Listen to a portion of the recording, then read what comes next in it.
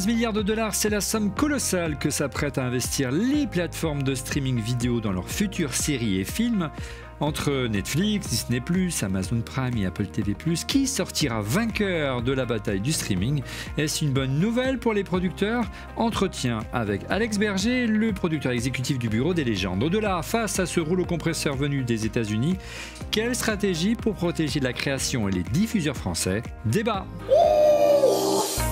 Le Mac.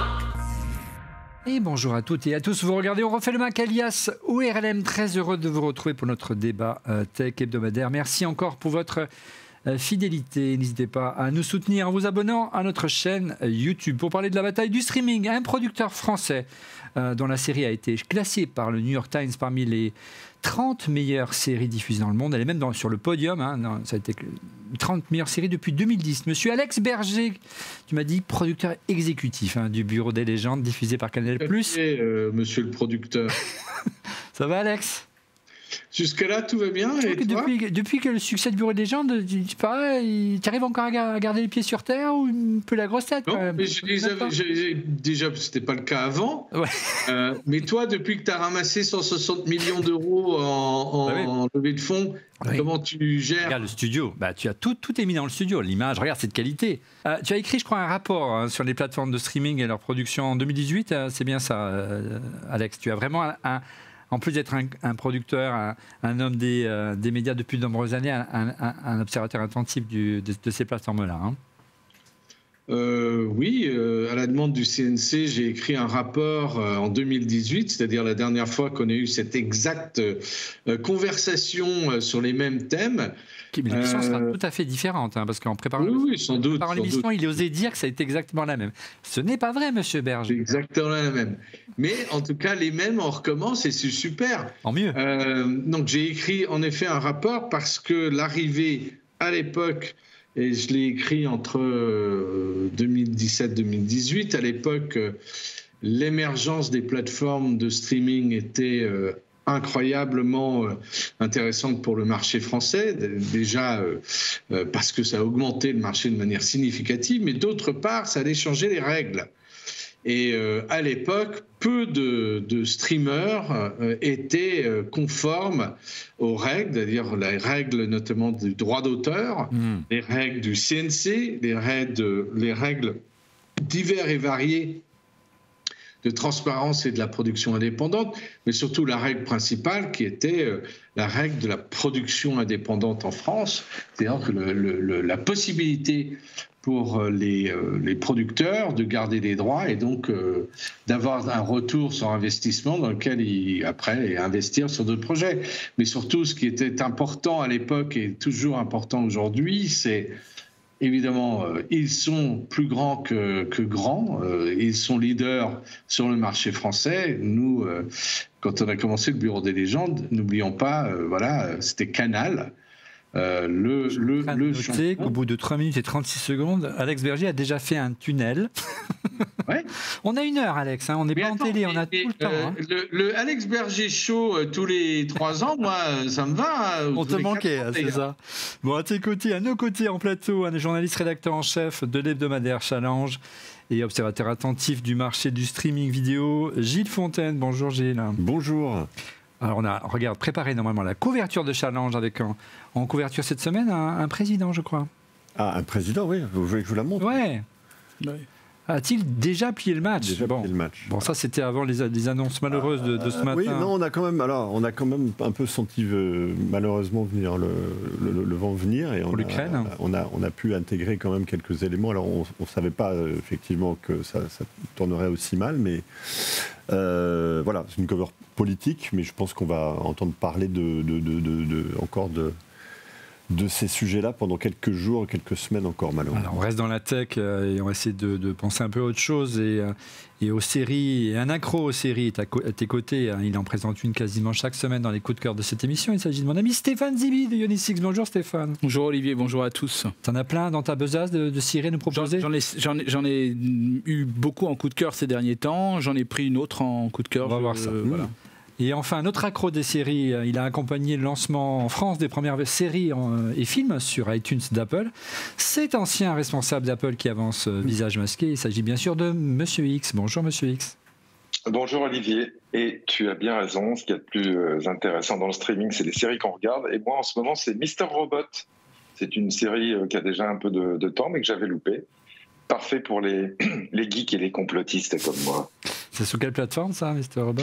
Netflix. Netflix, pas produit par eux au départ, il me semble, mais moi je la regarde sur Netflix puisque c'est là que je l'ai découverte. Bon, pas de Didier ni de Laurent cette semaine qui sont en vacances, on les embrasse. Parlons donc streaming, les amis, et cette bataille que se livrent les plateformes de streaming. Quelle est celle vers laquelle va votre préférence, c'est dur à dire. C'est le sondage que nous avons mené sur le compte Twitter RLM.tv cette semaine. Regardez, vous étiez une large majorité. Il n'y a pas ballottage à choisir. Netflix, 50,8% sur le compte Twitter d'RLM.tv, suivi du trio Apple TV, MyCanal, Salto, 22,5%. Et enfin Disney+, 15,2%. Et en dernier, Amazon Prime Video, 11,6%. Les amis, une réaction à ce petit sondage, je vous le mets à l'écran, regardez. Netflix reste le leader incontesté. Aujourd'hui, quand on passe plateforme de streaming, on ne dit pas je regarde une plateforme, je regarde Netflix. C'est presque un nom commun, Gilles. Oui, ça ne m'étonne pas beaucoup. Enfin, c'est quand même quelque part les précurseurs aussi du modèle. Il y a quand même, je pense, aussi une prime au premier entrant, enfin, entre guillemets. Je pense aussi, mais je laisserai parler notre ami producteur là-dessus. Je pense que c'est un des. On passera pas. On va pas tout de suite.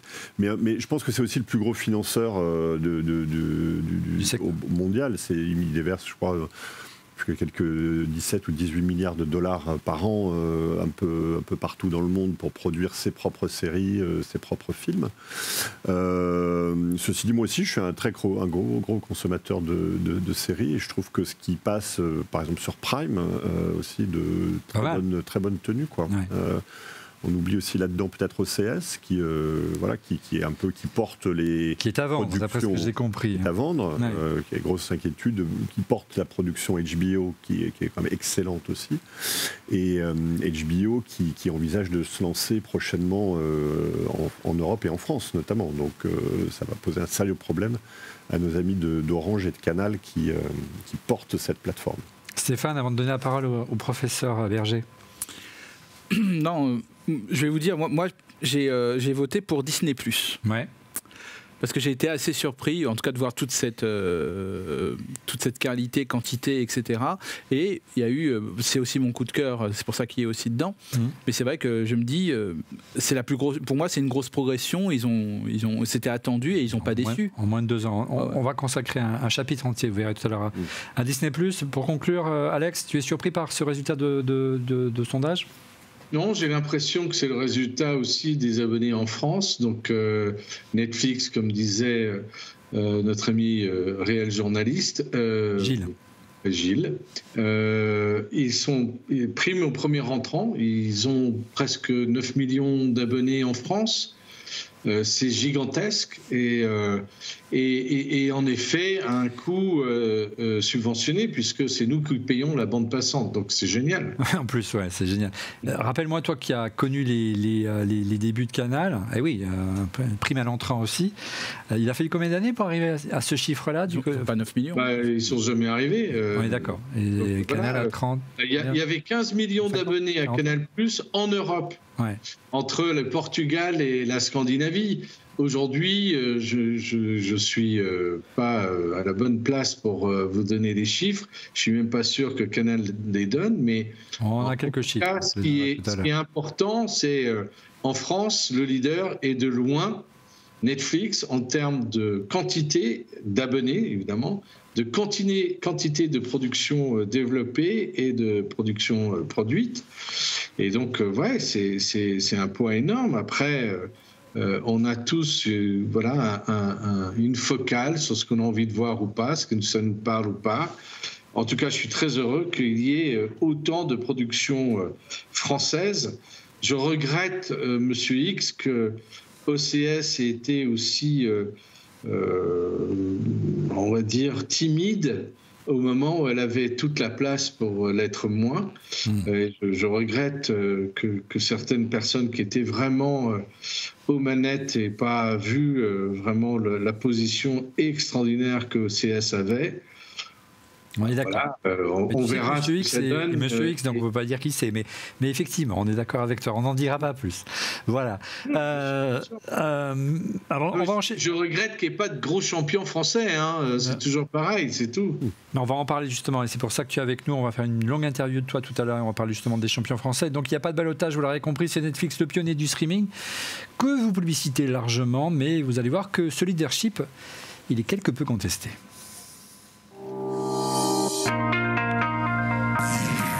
Netflix est plus que jamais le leader des plateformes de streaming. La société a publié ses résultats pour l'année 2021, Stéphane, et les signaux sont plutôt au vert. Oui, en effet, Olivier, parce que quand même, ils ont cumulé près de 30 milliards de revenus en 2021, soit une hausse de 20%. Il y a un résultat d'exploitation de 6,2 milliards, donc ça fait qu'une hausse de 35%. Donc ils gagnent de l'argent. Ah, ils gagnent de l'argent. Pendant longtemps, ils n'en gagnaient pas. Ils en dépensent beaucoup, mais ils en gagnent beaucoup. Ils en gagnent. Ah oui, donc c'est quand même quelque chose qui est dingue, comme l'a dit Alex. Ils arrivent à recruter beaucoup d'abonnés. Il y a eu 8,2 millions d'abonnés rien que sur le dernier trimestre, soit 222 millions au total. Donc ils ont de quoi voir venir. C'est-à-dire qu'ils savent que chaque mois, il y aura 222 millions, même le forfait le plus bas. Ça fait des revenus immenses qui arrivent chaque mois, qui sont assurés. Et en France, il y a donc 9 millions d'abonnés pour un service ouvert en 2014. Il me semble que pour Canal, je ne sais pas Alex, mais grosso modo, peut-être on a dû monter à 5 millions en France, et encore, on n'a pas les chiffres. Ce qui fait quand même un chiffre d'affaires pour la France de 1 milliard, pour Netflix, je parle, 1 milliard de CA. Donc ils ont de quoi investir, ils ont de quoi voir venir. Voilà, et comme on l'a dit, c'est comme un nom commun, comme on l'a dit tout à l'heure. Maintenant, on Netflix égale Prime égale le reste, quoi. Donc, en tout cas, c'est même, Stéphane, tu as raison, c'est même plus que ça, puisque hier ou avant-hier, Netflix a annoncé les accords qu'ils avaient signés avec le cinéma français, avec un engagement.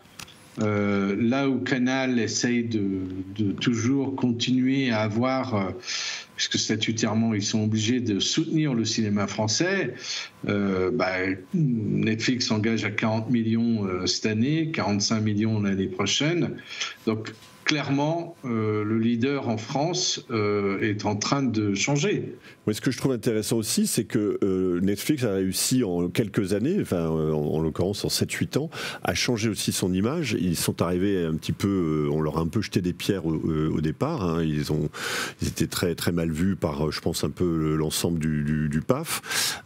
Petit à petit, on les accepte finalement, parce qu'on voit qu'ils font, là aussi, il faudra voir avec notre ami Alex, mais je pense que ils ont aussi réussi à montrer que on amène des moyens, de l'argent, et on voit bien que la profession se structure un peu autour de la qualité, et de la qualité, bien sûr. Et puis il y a quelque part aussi, puisqu'on parle de la concurrence avec Canal+, on voit bien que la chronologie des médias aujourd'hui bouge. C'était une chronologie des médias qui avait été quand même, souvenons-nous, construite pour Canal+, j'allais dire même par Canal+, mais c'était vraiment la façon dont effectivement, la vie d'une œuvre qui sort d'abord sur une plateforme ou d'abord au cinéma et ensuite en DVD, etc. Netflix n'hésite pas à sortir des films aujourd'hui simultanément en salle et sur sa plateforme, voire uniquement sur sa plateforme.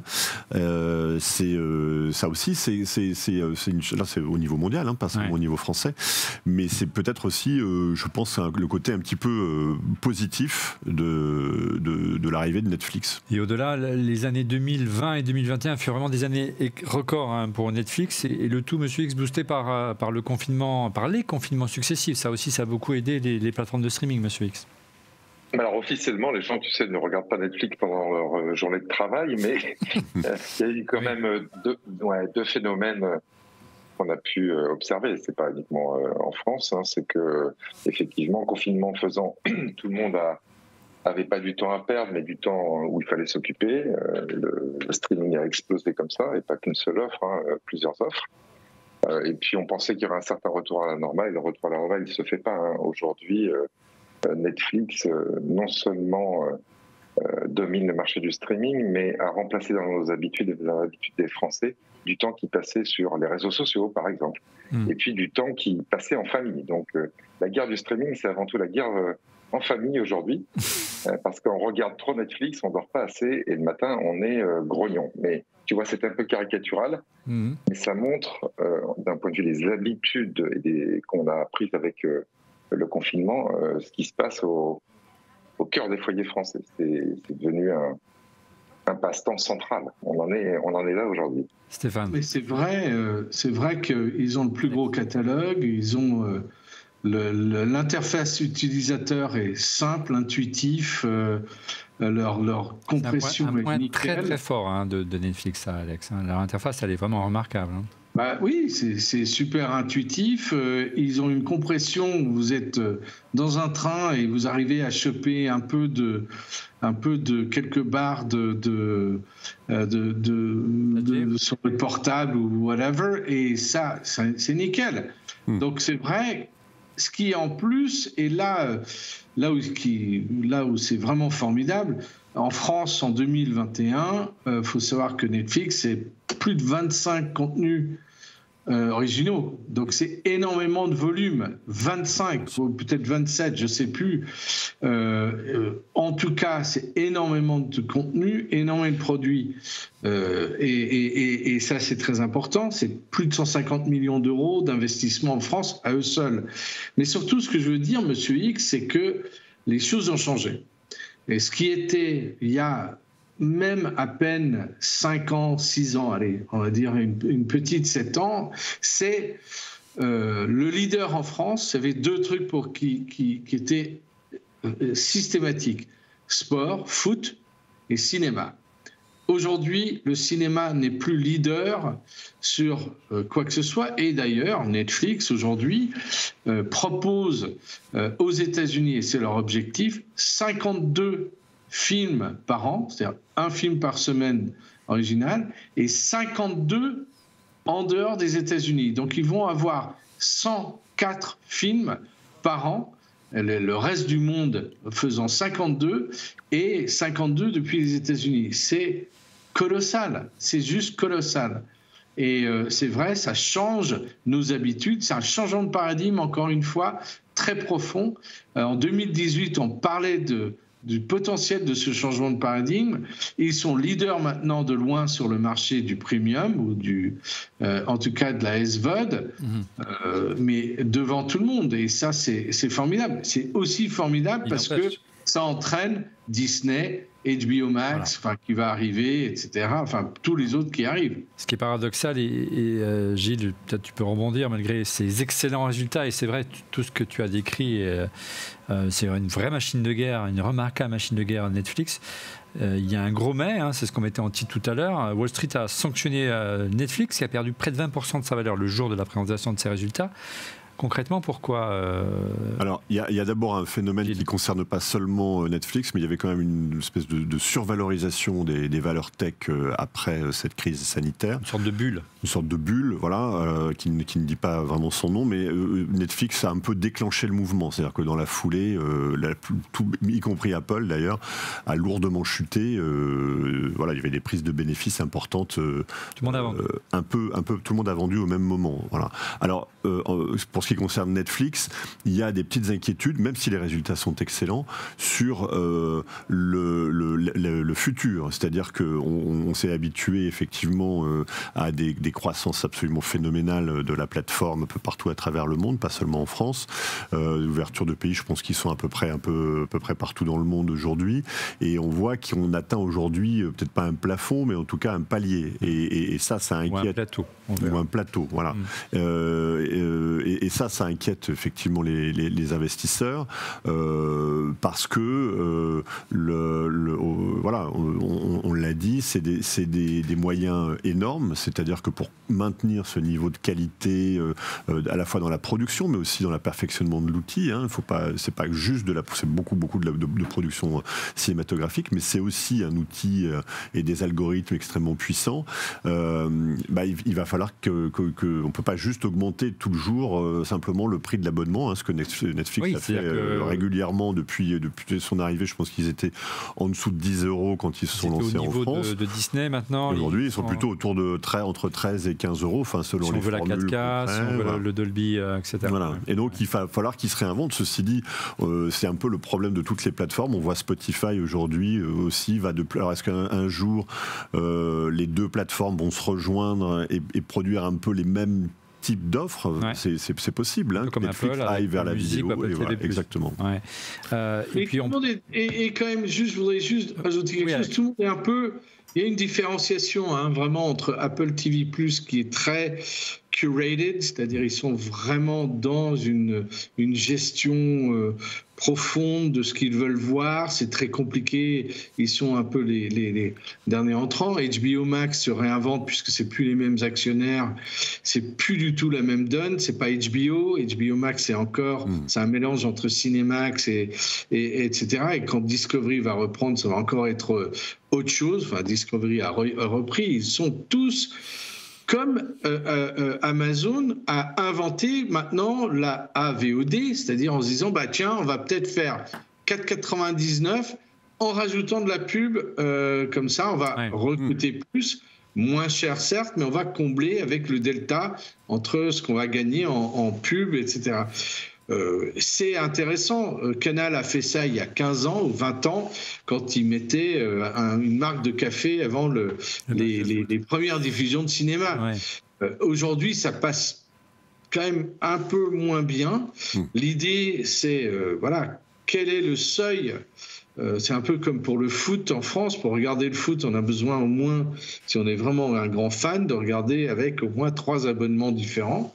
Quel est le seuil? Et on voit ça aux États-Unis. Et la sanction boursière, elle était celle-là aussi, parce que combien de plateformes est-ce que le consommateur moyen a besoin d'avoir pour son divertissement? En tout cas, une chose est claire, changeons de paradigme encore une fois. Apple, Disney, Netflix, Amazon, HBO, whatever, de toute façon, ça y est, ils sont là pour durer, et nous serons, je pense, Français, des bons joueurs locaux. Mais pour le moment, c'est compliqué d'imaginer autre chose. Pour toi, le game est plié. On va aborder ce sujet-là dans un petit instant. Tu parlais de la pub sur Canal, c'est encore le cas aujourd'hui. Quand tu regardes certains replays sur MyCanal, il y a de la pub. Hein. C'est quand même assez borderline vu le prix de MyCanal, mais bon, passons. En tout cas, Stéphane, malgré la sanction boursière, entre guillemets, les ambitions de Netflix ne sont absolument pas freinées pour 2022. Hein. Non, loin de là, car selon Morgan Stanley, Netflix va augmenter de 25% par rapport à 2021 ses investissements en investissant 17 milliards de dollars, soit encore presque du double par rapport à ce qu'ils ont investi en 2020, parce qu'ils ont investi que 10,8. C'est, comme l'a dit Alex, c'est une ambition qui est de dingue. Je sais que la France a toujours bénéficié, grâce au CNC, un système qui a toujours fait valoir notre exception culturelle. Je sais pas, c'est comme ça que ça s'appelait à l'époque. Ça s'appelle toujours comme ça. Non, mais ça s'appelle toujours comme ça. Il faut que ça dure. Et donc maintenant, grâce au système que l'on a, plus Netflix, avant il n'y avait que Canal+, qui était le soldat, etc., qui pouvait financer le cinéma français. Maintenant on a ça. Et je trouve que c'est d'autant plus louable, c'est qu'on a eu et on aura encore des bonnes surprises via Netflix, des choses peut-être qui auraient été obligatoirement passées par Canal. Maintenant on a 2 acteurs, on peut compter un peu Amazon un petit peu aussi quand même, parce qu'ils ont quand même fait pas mal de choses, mais c'est quand même plutôt des bonnes nouvelles pour la création en général. Alors justement, l'ambition c'est de freiner l'arrivée des concurrents. On va en parler d'un concurrent dans un instant qui est Disney+, qui casse les prix de surcroît et qui cartonne. Elle a des ambitions, elle a une stratégie, Alex, pour maintenir la plateforme Netflix, pour maintenir son avance en matière de production, et notamment, on en parlait tout à l'heure en préambule, une volonté de produire des contenus qui soient à la fois global, mais aussi des contenus locaux, globaux et locaux. De toute façon, driver une ambition dans tous les pays, il faut faire du local pour recruter. Moi, je l'ai vécu avec Marseille, qui était la première série française sur Netflix. On l'a conçue et on l'a vendue ensuite à un autre producteur parce qu'on était en conflit avec Canal Frontal en produisant pour Netflix. Recruter, c'est du local. Il faut des locomotives. Il faut absolument du très beau niveau. Et tout a basculé d'ailleurs dans le monde entier pour Netflix quand ils ont fait House of Cards, qui est devenu locomotive gigantesque. Un appel pour justement, est-ce que tu as vu ça ? C'est disponible sur Netflix. Et il faut donc des franchises énormes. Et c'est le coût, quand Stéphane dit 17 milliards d'investissements, je ne sais pas quel est le coût de la grille de Canal. Allez, soyons fous, ça doit être 300 millions, peut-être 500 millions aujourd'hui, par an. Ce qui est formidable.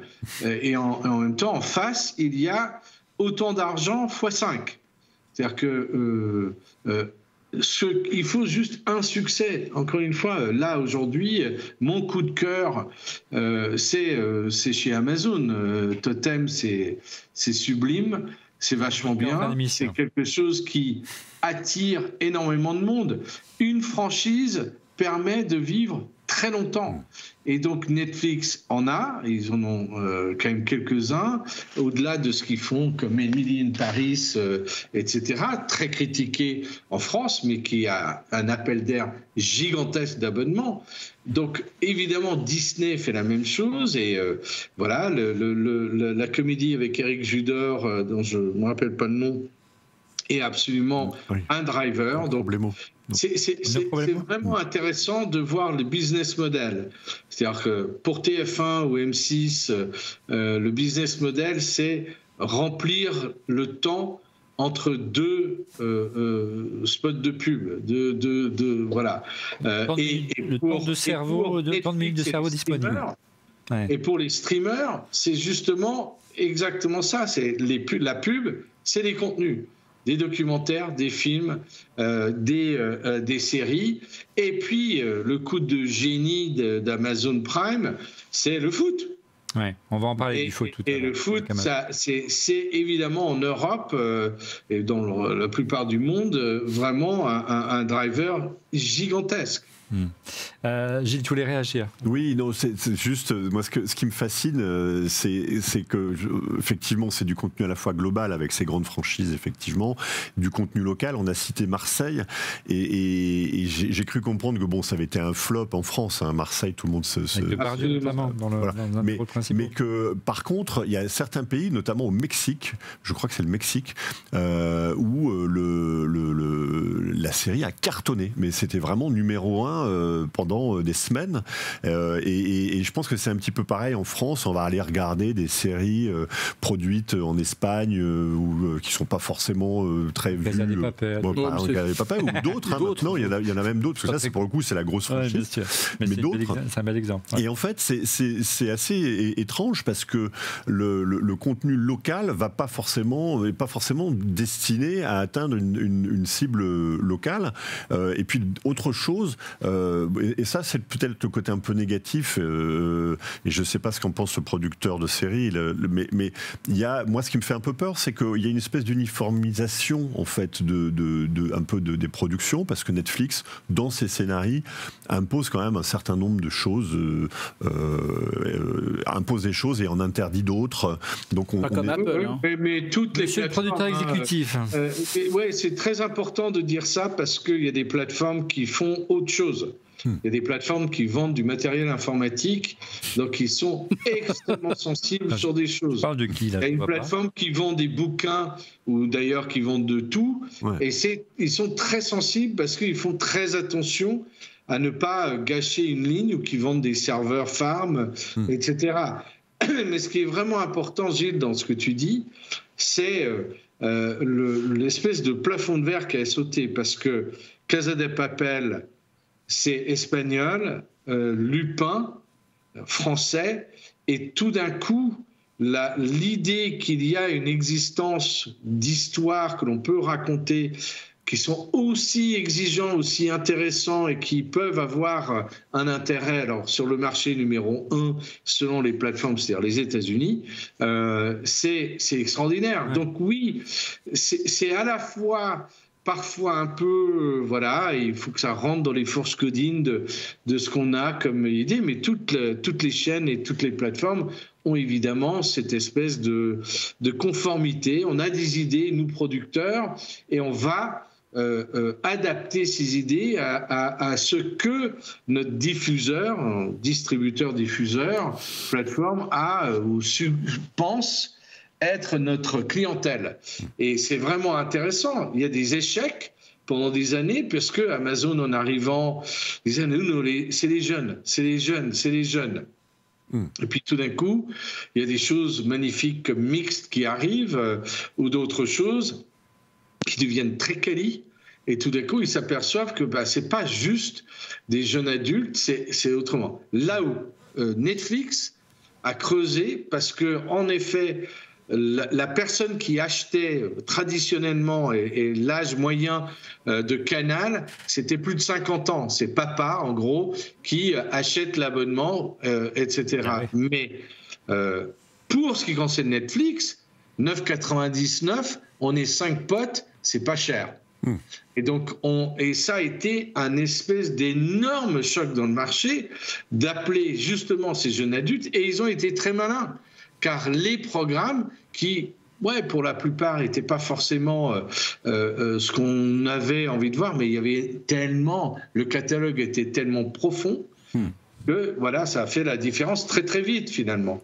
Et puis tu le soulignais tout à l'heure, à tel point qu'aujourd'hui, ces séries, notamment sur Netflix, ont une capacité d'attraction sur les jeunes notamment supérieure à certains longs métrages et au cinéma qui avaient ces lettres de noblesse. C'est plus du tout le cas aujourd'hui où certaines grandes stars refusaient de tourner dans les feuilletons de papa. Tout le monde dit bien, mais Disney a converti le truc, parce que le roi de la franchise, c'est Marvel, Disney, c'est tous les contenus Disney, pour les enfants, pour les jeunes adultes, etc. Les tentpoles, comme on dit. Pour conclure sur Netflix, avec peut-être un mot sur Monsieur X, pour parler du côté plus tech de Netflix, on parlait de l'interface, c'est très important avec Alex. La force de Netflix, Monsieur X, ça demeure encore et également son algorithme. Hein.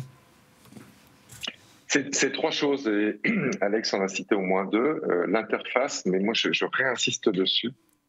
Vous ne pouvez pas vous imaginer le travail de dingue qui est fait en termes de conception. Ils ont des tonnes d'UX designers absolument géniaux. Qui vraiment peaufine l'interface. Elle devient naturelle, l'interface. Et ça, c'est important parce que dans ce phénomène, entre guillemets, addictif des services de streaming, on va revenir là où c'est le plus facile. Bon. Et aujourd'hui, Netflix est très, très loin devant. Après, il y a effectivement le catalogue, comme on le disait. Le prix, même si on ne peut pas le dire, avec on se met à 4 ou 5 pour acheter une licence. Et puis derrière, il y a l'algorithme. Ou l'IA qu'il y a derrière le service. Et il y a vraiment 2 dimensions. La partie recommandation, avec des choses qu'on a vu apparaître récemment, qui est au bout d'un moment, quand vous naviguez, si vous ne choisissez rien, on va vous proposer un contenu au hasard. Donc ça va jusque-là. On fait tout pour que vous ne repartiez pas. Et puis Alex l'a évoqué, qui est la gestion de la bande passante. Ça, c'est assez merveilleux. Et c'est pas que de la techno, hein, c'est un petit peu plus que ça. C'est l'algorithme un peu sucre, comme on dit en termes de gestion du réseau. Il n'y a jamais de coupure sur Netflix. J'exagère, je tire le trait. Il n'y a jamais de coupure, quelles que soient les conditions du réseau. Ça marche tout le temps. Vous pouvez essayer sur tous les autres services de VOD ou de streaming, hein, de divertissement vidéo au sens large. Vous avez des coupures. Y compris sur Amazon, qui a été très difficile à démarrer, par exemple sur le shoot en live. Voilà. Tous les les nouveaux entrants sur le streaming sportif, dirons-nous. Hein, ils ont tous eu des difficultés, même canal. Netflix, ça marche. Ils ont même été jusqu'à pousser leurs accords, parce que ce ne sont pas des enfants de cœur, hein, à mettre le bouton Netflix, comme l'a fait Amazon, sur les télécommandes de télé Samsung. D'accord. Ils se font même d'ailleurs attaquer par la répression des fraudes en France aujourd'hui pour distorsion du marché. Ouais. Mais ça a été jusque-là. Et le juge de paix, et je le dis, c'est un peu caricatural, mais ça a une certaine réalité. Les gens dans mon foyer qui sont pas tech, voilà, par exemple mon épouse, n'est jamais venue me demander comment déclencher Netflix. Et m'a jamais crié dessus parce que ça marchait pas. Voilà. Sur tous les autres services, on a eu des problèmes. Voilà. Donc ça marche tout le temps et ça devient un réflexe. Et c'est ça aussi qui fait la différence. Et l'algo Ah bah si tu veux, moi je peux te dire deux mots. Stéphane, peut-être. Bah c'est vrai que moi je repensais, je regardais, je montrais justement à Gilles, je recherchais mon premier mail d'inscription à Netflix, c'était le 11 janvier 2013. Et donc la première newsletter c'était premier abonné Netflix. Ouais, voilà. Et donc en gros, je regardais. Et donc c'était aux États-Unis à l'époque. Ouais, donc j'utilisais un VPN pour pouvoir regarder ça. Et en fait, c'est vrai que la première fois que j'ai regardé, le choix était pas top. Mais tout ce que je peux dire, c'est que quand on regarde l'algorithme en particulier, c'est en effet c'est quelque chose d'important parce que c'est le machine learning c'est vraiment un exemple de machine learning, c'est-à-dire comment il apprend de nos comportements, comment il apprend de nos comportements et de nos clics. Il classe ses abonnés en plus de 2000 catégories de goût.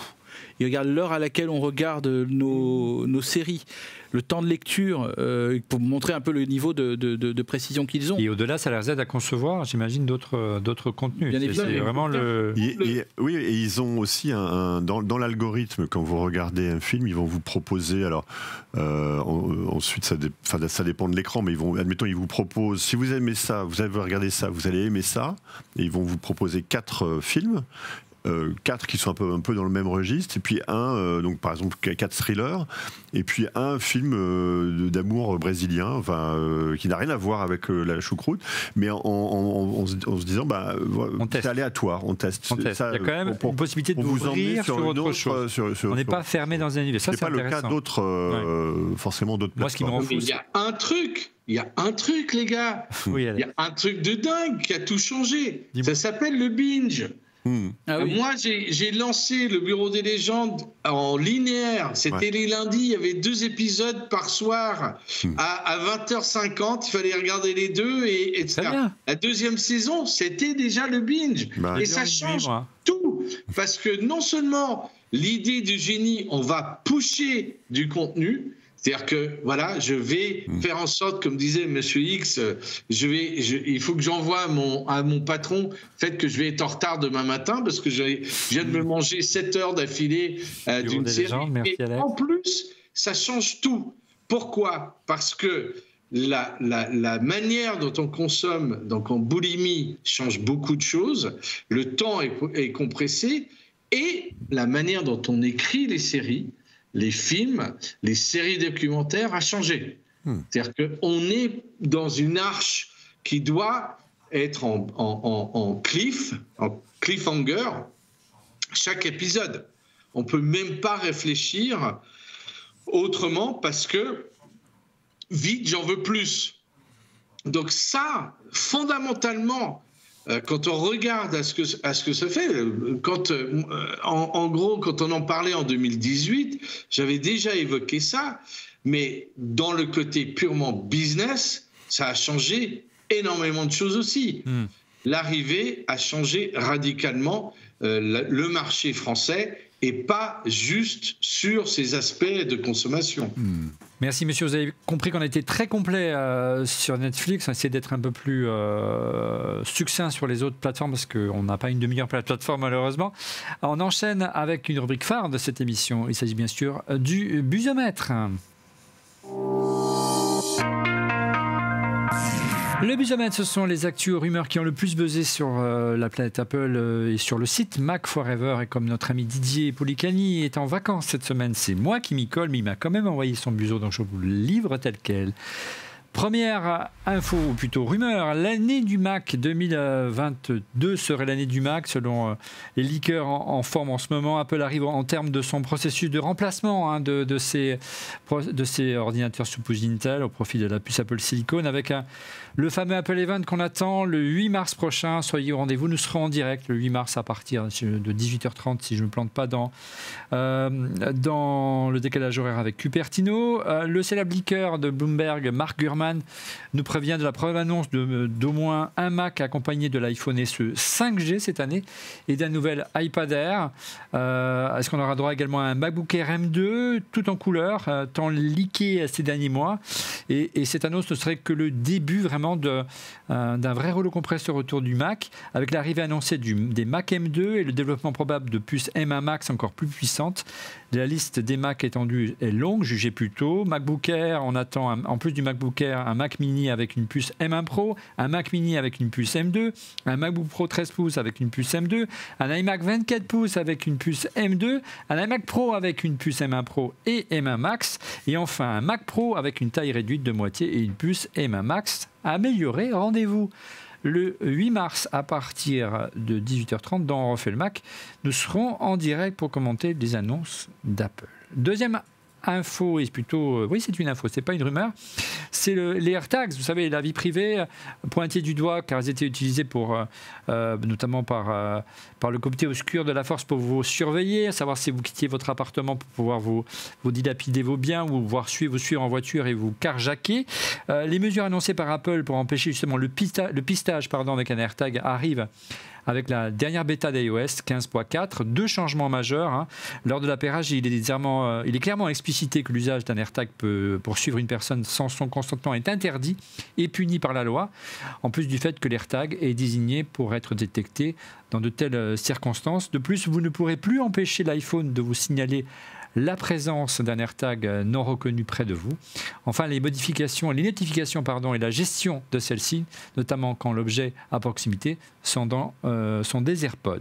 Voilà pour la deuxième info rumeur. On passe à la troisième, qui est une meilleure 5G. La 5G de l'iPhone 14 doit être beaucoup moins énergivore. On parle beaucoup de la nouvelle puce, nouveau composant 5G qui équiperait le prochain iPhone 14, qui serait développé par TSMC, la boîte taïwanaise qui produit aujourd'hui les puces pour Apple. Elle réduirait la consommation, cette puce, de ce module de 5G de 66% et serait plus petite de 33% grâce à une finesse de gravure de 6 nanomètres. On a hâte de voir ça. Quatrième info ou rumeur, il s'agit encore des MacBook Pro, mais cette fois-ci une rumeur assez surprenante. Il s'agirait de MacBook Pro pliable et tactile. Ça, sa méthode. Alors, tactile, moi qui rêve d'un Mac tactile depuis des années, ça me touche particulièrement, mais pliable, j'y crois un peu moins dans un premier temps. Il s'agit de Ross Young, qui est analyste de DSCC, Display Supply Chain Consultant, qui est spécialisé dans le marché d'écran, qui fait état de l'intérêt du Cupertino pour un écran pliable et tactile de 20 pouces, peut-être annonce-t-il une révolution du MacBook, on va voir, une sorte de MacBook Pro hybride. Néanmoins, Young n'envisage rien de concret avant 2026 ou 2027. Vous allez voir, un jour, il va finir par avoir raison, c'est clair. Enfin, dernière info, rumeur, Apple préfère les amendes depuis quelques semaines. Et tu peux peut-être réagir, Gilles. Apple fait l'objet de sanctions financières hebdomadaires aux Pays-Bas. On en est à 25 millions d'euros, 5 millions par semaine. La firme a été condamnée à modifier certaines règles de l'App Store. Pour autant, les mesures prises n'ont pas satisfait les autorités locales et malgré la grande responsable de la concurrence au sein de l'Union européenne, Margaret Vestager, elle a déclaré qu'Apple cherche à contourner les règles et payer les amendes. Donc ça pose une question simple et suivante. Est-ce que les boîtes de la tech préfèrent payer que changer? Affaire à suivre, peut-être un avis Gilles. Là, c'est une vraie bagarre qui est engagée déjà depuis pas mal de temps. Alors, je pense qu'il y a plusieurs fronts, et notamment, effectivement, les règles que Apple a modifiées, les fameux disclaimers où on demande aux utilisateurs d'approuver, d'être traqués par des annonceurs tiers, et personne, on a l'impression que c'est jamais très agréable d'être traqué, quoi. Donc, ce qui est assez étonnant, c'est que les autorités françaises, parce que c'est elles qui ont été saisies en première, ont dit que finalement, pas de problème, Apple pouvait continuer. Mais j'ai l'impression que ces combats-là sont loin d'être terminés. Dans ce cas-là, effectivement, c'est la stratégie d'Apple depuis toujours. Alors, je ne suis pas le fin connaisseur d'Apple que Stéphane, mais Apple a toujours protégé son fameux jardin clos, comme on dit, et cet environnement, c'est ce qui fait la nature même de son modèle économique, c'est-à-dire garder ses utilisateurs, éventuellement faire grandir le parc et ensuite leur proposer des services, des accessoires, etc., etc. On voit bien qu'Apple est quand même dans l'œil du cyclone et dans l'œil du viseur plutôt. Donc oui, ils préfèrent payer 25 millions de dollars. C'est pas... Et ça, c'est encore la cerise sur le gâteau, parce que la sanction pourrait être beaucoup plus lourde, notamment l'abus de position dominante autour d'Apple Music. On en parlera par rapport à Spotify. On consacrera une émission, je pense, au printemps. On va maintenant s'intéresser à un jeune producteur qui débarque dans le métier. Il s'agit d'Alex Berger. Tu vas pouvoir parler, Alex, tu vas pouvoir te lâcher. Non, mais justement, il n'a pas assez parlé, je trouve. Serial producteur, Alex Berger. Tu navigues dans l'univers de la télé depuis de nombreuses années, de la production notamment. Tu as travaillé... 40 ans. Eh ouais, on a... 40 ans, mon gars. 40 ans. Mais j'étais pas né. Tu as travaillé de nombreuses années aux côtés de Pierre Lescure, alors PDG de Canal+. Il faut que tu sais ce que j'aimerais faire. Il faut qu'il vienne dans cette émission, Pierre, un jour. Voilà. Mais ce sera... Après, j'arrête. Je te promets, j'arrête. Très bien. Il faudrait juste, on a essayé, tu le sais, mais on va y arriver. Cadré, mais il peut venir. Il en fait plein. Il en fait tous les jours des émissions. Il paraît. Tu as dirigé Canal Média, donc tu es aux côtés de Pierre Lescure, dont tu étais un proche conseiller. Vivendi.net. Tu es également producteur d'abord aux côtés d'Antoine Decaune. Son célèbre Rapido, souvenez-vous, les moins de 20 ans ne peuvent pas connaître, sans oublier WAM TV, c'est ça, aux côtés d'Alain Chabat, ta société de production. Chez WAM. Voilà. Chez WAM, mais pas comme le groupe. Et tu as lancé du temps de Canal une petite émission qui s'appelait Burger Quiz, c'est ça? Burger Quiz, c'est ça? Ouais. Je ne connais pas. Il y a 22 ans, je crois. Ouais. En 2008, tu confonds Top The Oligarch Production avec Éric Rochant, qui est l'auteur et le réalisateur du Bureau des légendes. Ça va, j'ai rien oublié? Ah si, regarde, tu as interprété le rôle de Caius Chunus Mogulus dans Astérix et Obélix, Mission Cléopâtre de Alain Chabat. Voilà, c'est ce côté sympathique du producteur. Pas du tout. Mais si, c'est toi, on t'aura connu. Attends. Ah non, pas du tout. J'ai un frère jumeau et là, vous êtes planté. Mais non. Mais si. Mais non. On me souffle dans l'oreillette que c'est bien toi. Alors concrètement, plus sérieusement, Alex, pourquoi avoir créé Top dans les années 2008 ?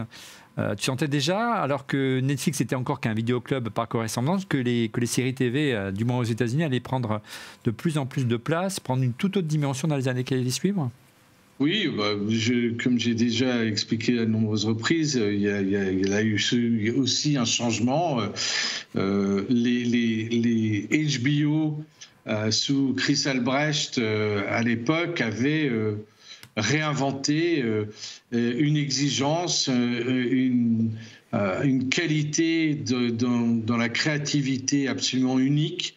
Et donc, je me rappelle en 2008, avec Eric, depuis des années, on parlait surtout de cinéma, mais en 2008, on parlait de séries, on parlait de Six Feet Under, on parlait de The West Wing. On se rendait compte que cette narrative, on avait un peu plus de temps pour expliquer plein d'autres histoires. Donc, en effet, moi, j'étais convaincu et j'étais payé très cher chez Canal+, déjà, parce que j'étais en charge de la stratégie du groupe. Puis, j'ai fait la même chose pour Vivendi, pour essayer d'imaginer un peu le futur. Donc, évidemment, pour moi, la narrative de 6, 8, 10, 12, 24 épisodes par an était quelque chose qui m'intéressait. Je pense que tout d'un coup, la liberté était là, même si beaucoup de gens, dont Eric au départ, trouvaient que la série était un parent pauvre et pas au niveau du cinéma. Et puis finalement, l'exigence de l'écriture, et c'est ça qu'on a inventé avec Eric, c'est de mettre, contrairement à ce qui existait en France, avec le réalisateur au centre, on a mis l'auteur au centre et l'écriture au centre. Et l'écriture est devenue l'arbitre de beaucoup de choses. Et donc une exigence qui était la nôtre, qui était Les Oligarques, qui était une première série qu'on a développée ensemble, qui n'a pas été tournée, mais qui était développée pour Canal et puis pour HBO. Et puis très vite, après avoir convaincu Eric de venir avec moi aux États-Unis, de comprendre comment on pouvait industrialiser un système, on a adapté et on a importé en France l'idée de la room, de l'atelier d'écriture structurée. Et donc, pourquoi ? Pour pouvoir faire mieux, plus vite, et dans l'exigence, ou en tout cas dans l'ambition qui était la nôtre. Et donc, le fruit de ça, à la fois d'un point de vue créatif, et ça c'est vraiment Éric Rochant, c'est le Bureau des légendes, c'est son idée, c'est un enfant de John Le Carré, et le process industriel, c'est plutôt moi pour lui dire, OK, voilà comment ça va marcher, pour rendre une saison par an. Donc oui, ça a été ma vie depuis 40 ans, depuis le début dans Les Enfants du Rock et même à TMC. J'apprends à faire plein de choses, je m'intéresse à plein de choses et comme je ne viens pas du sérail, je me dis que tout est possible. Donc voilà, ça a été ça et le fruit de cet aspect industriel avec cette créativité de génie d'Éric Rochant, c'est le Bureau des légendes et qui a été vendu à 120 pays et qui continue à se développer et on continue à gérer nous détenons 50% de l'IP, donc de la propriété intellectuelle, et on gère, et on essaye de faire vivre aussi longtemps que possible. On va parler dans un instant de la propriété intellectuelle, parce que c'est une critique récurrente, notamment par rapport à Netflix, mais est-ce que, on a compris que tu avais importé en France les ateliers d'écriture, ces rooms dont tu parlais, qui ont été très développés aux États-Unis et beaucoup moins dans notre pays. Est-ce qu'au-delà, l'écriture des séries, elle a été changée avec l'arrivée des plateformes de streaming? Est-ce que ça a changé profondément les choses? Évidemment, parce que la raison pour laquelle on est accro, c'est parce qu'on a un engagement émotionnel avec une série. Mais c'est un film ou autre chose, mais peut être la musique ou une œuvre d'art. Mais en l'occurrence, pour la série, je donne des heures et des heures de mon temps pour justement être diverti. Donc, évidemment, comme tout produit, il faut se mettre à jour, il faut pouvoir être à un rendez-vous. Et ce que n'avait jamais fait Canal en 2013, ils étaient plutôt habitués à faire 6 ou 8 épisodes entre 24 et 36 mois, etc. Et moi, mon métier me disait, voilà, le marché va changer, il va y avoir de la compétition. Canal ne connaissait pas la compétition, c'était un système assez monopolistique. Oui. TPS n'était même pas un sujet quand j'étais là-bas, c'était anecdotique, notamment en termes de poids sur le marché. Donc tout d'un coup, moi je savais en 2013, lorsque nous étions en train de travailler sur ce qu'allait devenir le Bureau des légendes, qu'en 2015, quand on allait diffuser, on ne serait pas tout seul. Et d'ailleurs, un an après, Netflix était déjà là. Donc, évidemment, ça change plein de choses. Et donc, on a mis en place un système qui était assez radicalement différent de ce qui se faisait avant. On a dû apprendre, on a pris, on a inventé un système en France, on a réinventé un système en France. Il y avait des rooms, un village français composé comme ça, Engrenage, il y avait Anne Landois et des gens autour d'elle. Néanmoins, ils ne livraient pas aussi rapidement que nous, et nous, c'était vraiment, il faut que le spectateur, notre client, notre fan, puisse être compensé. Si on travaille bien, alors on sera là. Et en fait, en effet, on a été là, ça allait très vite et les chiffres ont été assez déments en France. Et puis, à partir de la deuxième saison, comme on avait 10 épisodes par an, tout d'un coup, c'était formidablement intéressant pour les chaînes ailleurs.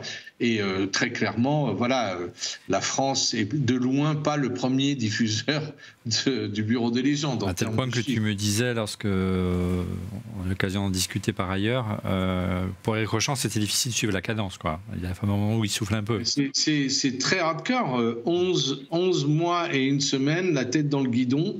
Toutes les équipes sur le pont, on a 3 semaines, on repeint et on recommence.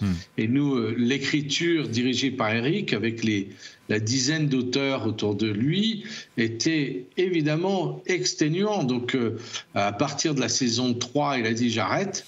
Enfin, même après la 2, j'arrête. Puis après la 3, j'en ferai pas une autre. 4, c'est terminé. Puis voilà. Le producteur du talent, il s'est motivé ses troupes, c'est ça?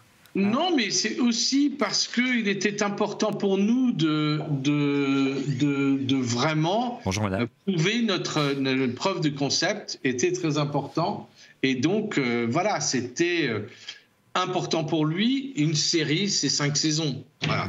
Ouais, appelons un chat, c'était ça. Et une série, il y avait l'amour des gens pour la série aussi, donc ça a dû le motiver aussi. Ah oui. Ouais. Ah non, mais évidemment, on n'en aurait pas fait 2 s'il n'y avait pas eu les chiffres. Ah bah oui. Mais sur une échelle de 1 à 6, 6 étant la raison pour laquelle j'ai un abonnement et je paye cher Canal, et on était entre 5 et 6 pendant les 5 saisons. Donc forcément, voilà, on était encouragé par les chiffres, on a utilisé, puis moi je m'occupe de tout, aussi bien du marketing que de l'analyse quali-quanti, je veux comprendre qui regarde et comment. Il faut bien comprendre qu'au départ, le Bureau des légendes, on nous avait dit ça va être à 65% des hommes qui vont regarder. La création originale de Canal, c'est 65% masculine. Ok, super.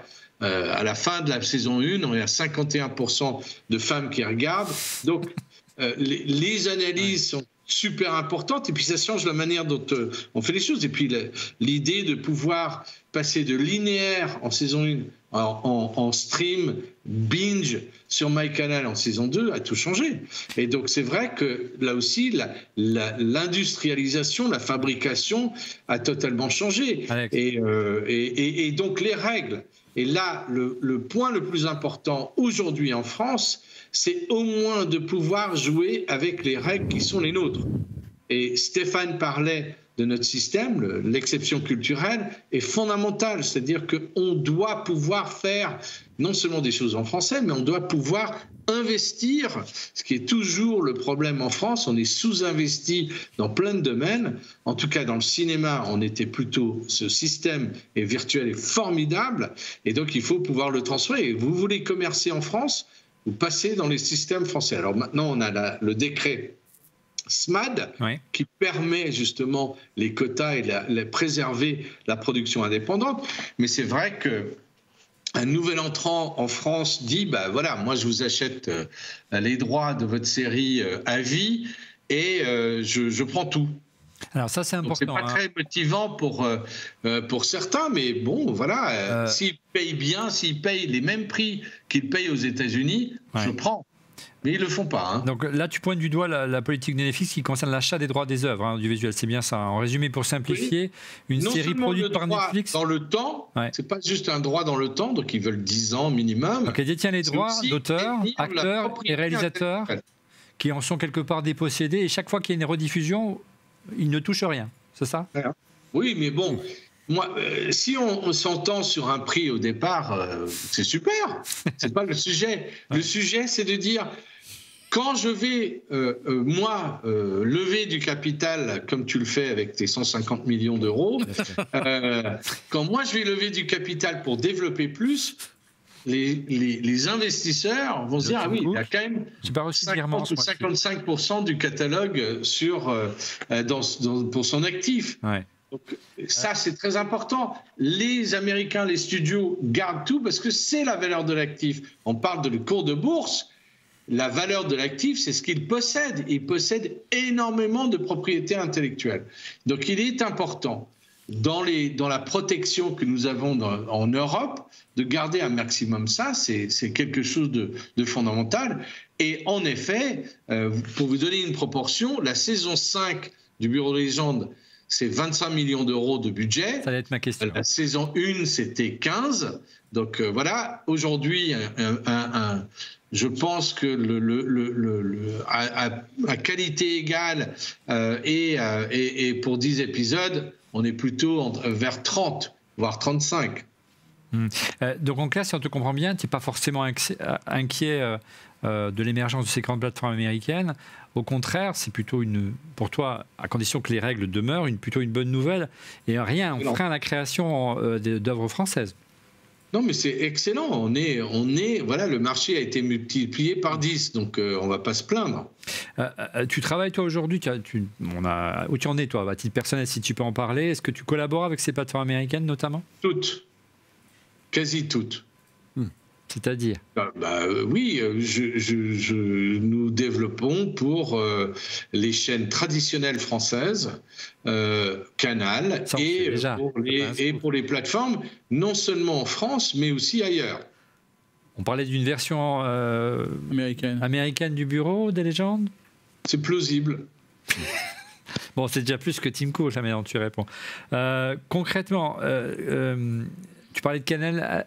Aujourd'hui, comment tu perçois la position de Canal+, qui diffuse donc le Bureau des légendes, oui. Avec MyCanal notamment, qui résiste plutôt bien. Diffuseur. Canal a aussi changé de métier. Je pense que entre la position monopolistique que moi j'ai connue et qu'ils ont mis du temps à comprendre que c'était fini, ils sont devenus surtout grands distributeurs et OCS avait d'une certaine manière aussi pris des engagements. HBO, je me rappelle, avant qu'ils ne perdent les droits des contenus HBO, c'est vrai que Canal est un agrégateur extraordinaire, et MyCanal, cette interface-là, même si l'interface utilisateur est bien, je pense qu'il y a des choses à améliorer. C'est pas mal quand même, je trouve. Et je crois qu'il y a, ils sont en train de changer de métier. Disney Plus a été distribué par Canal en entrant sur le marché. Je pense que HBO Max ou sans doute Paramount Plus va utiliser les 4 et plus millions de foyers pour se lancer, mais à un moment, faut bien se comprendre que on est squeezé parce que les studios sont des systèmes verticalisés. Donc Apple, Disney, Paramount, appartiennent tous à des grands groupes, et ces grands groupes, c'est verticalisé, et l'idée, c'est de contrôler non seulement le contenu, mais contrôler aussi l'abonné. Donc le middleman, il est un peu squeezé, et c'est exactement la même chose pour les magasins Apple. C'est-à-dire à un moment, ce qui est le plus important pour Apple, c'est qu'on aille dans un magasin Apple pour acheter un produit Apple. L'écosystème est resté aujourd'hui, je voulais juste finir là-dessus, Olivier, parce que c'est important. Vas-y. Aujourd'hui, donc depuis ce matin, la Russie a envahi l'Ukraine. On voit déjà les répercussions aujourd'hui sur nos vies, le prix du pétrole, il y a beaucoup de choses qui sont en train de changer. J'imagine dans un monde différent ce qui pourrait arriver demain avec la même chose faite par la Chine sur Taïwan. Et en effet, je pense que là, on serait vraiment mal au niveau de ce que tu annonçais tout à l'heure avec les nouveautés technologiques d'Apple qu'on adore. Mais voilà, c'est un vrai sujet parce que le monde est en train de, là aussi, changer de paradigme. Et là, il y a un vrai bon sujet de série. Oui, je te fais confiance. Tu rigoles, mais tu sais quoi, moi j'ai fait je fais une petite chronique à la radio là, et celui de la semaine prochaine, je parle des cyberattaques dont a été victime l'Ukraine, et j'ai pensé à la saison 4 et 5 où il y avait des scènes hallucinantes où on voyait comment ça se passait, une cyberattaque, et je me dis Éric Rochant a été encore visionnaire une fois de plus. Génie. Mais tu sais, la vraie information, c'est qu'Alex nous a dit que évidemment, le Bureau des légendes allait rebondir aux États-Unis, et ça va finir comme Grey's Anatomy, 23 saisons. Et donc, on a 18 saisons du Bureau des légendes à venir. En anglais, moi, je n'ai pas dit que nous allions rebondir aux États-Unis. J'ai dit que c'était plausible. Oui. Mais bon, voilà, on a une... Je crois que surtout ce qui est important, et je ne vais pas faire le malin, etc., mais ce qui est important, ce n'est pas de décevoir. Ouais. On a fait 5 saisons, je trouve, sublimes, et il faut se réinventer tout le temps. Et déjà, c'est ce que Éric Rochant et les auteurs faisaient chaque saison. Ils allaient plus loin, ils faisaient mieux, moi je trouve en tout cas. Et donc, ça, il faut pouvoir le faire. Le cycle Rochant étant fini, on va commencer un autre cycle, et évidemment les histoires dans le monde du renseignement et les perspectives sont extraordinaires. Bah oui. Et surtout, nous sommes en train de développer une série sur le cyber, et donc c'est extraordinairement génial et en même temps très compliqué parce que tourner des écrans, c'est chiant. Alors, on est bien passé pour le savoir. Un mot toujours sur le marché français. On a parlé de MyCanal, on n'a pas parlé de Salto. Tu en penses quoi de cette initiative? Je rappelle que la plateforme a été lancée par France Télé, TF1 et M6, surtout à l'heure de la fusion TF1 et M6 qui pourrait rendre obsolète Salto. Et au-delà, qu'aujourd'hui, cette fusion, elle est justifiée justement par l'arrivée, je monte là parce que j'ai les logos en face de moi, l'arrivée des géants de la tech, et les méchants ogres de la Silicon Valley et d'Hollywood, qui finalement, si on comprend bien, ne sont pas forcément une menace si importante que cela. Moi, je suis producteur, je veux des clients, j'en ai plus, donc je suis content. Mais Salto n'est pas un client pour moi. Je pense que Salto deviendra un client quand ils lèveront le prochain milliard d'euros de leur round B pour pouvoir justement être... J'y crois pas trop. Non, mais j'espère que justement la force aujourd'hui c'est la créativité. L'idée d'un Salto, j'applaudis des deux mains, j'ai envie qu'il y en ait plein et plus. Économiquement, c'est pas encore un driver. Enfin voilà, ils n'ont pas vraiment les moyens de faire de la création originale forte et s'imposer. Et puis maintenant, le marché va changer. Je pense que France Télévisions a des cartes extraordinaires à jouer aujourd'hui et ils sont en train, je pense, de changer un peu. Ils ont besoin de rajeunir un tout petit peu les démographiques chez eux, qui sont en moyenne, celui que je crois, de 63 ans. Donc c'est un peu élevé. Néanmoins, il y a énormément de choses à faire à France Télévisions. TF1 M6, si c'est ce que je comprends de ce qu'expliquent Nicolas Taverneau et Gilles Pélisson, alors ça va être un powerhouse, comme on dit, formidable. Ils vont avoir besoin de choses. On sera là pour en livrer tout ce qu'on peut, à part ce qu'ils font à l'interne du groupe par les sociétés qui rachètent, comme Newen, etc. Moi, je suis pas les prix au passage.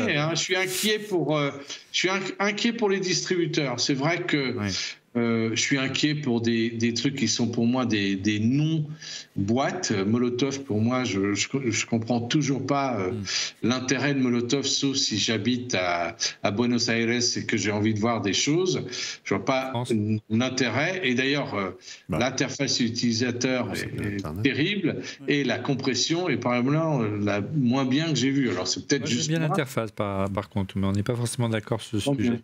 Allez, on avance. Regarde une question Twitter parce qu'on a quelques-unes. 2 questions de Mano sur Twitter. Les plateformes de streaming vont-elles tuer le cinéma?